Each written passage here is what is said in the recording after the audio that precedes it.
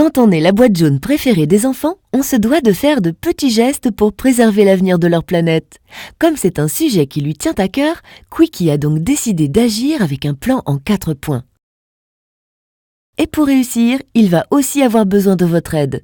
Afin de savoir par où il fallait commencer, Quickie a mesuré l'empreinte environnementale d'un bol de Nesquik.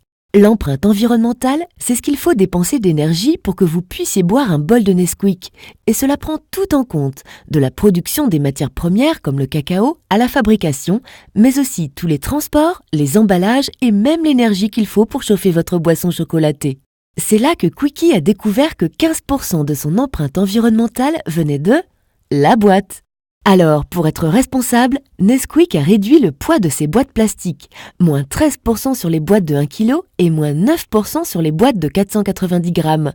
À l'année, cela représente 280 tonnes de plastique utilisées de moins. C'est une bonne pratique éco-emballage. Il a également fait en sorte d'avoir 0 perte de plastique dans son usine de Pontarlier en France. Si une boîte n'est pas bien moulée, on la réutilise pour en faire une nouvelle.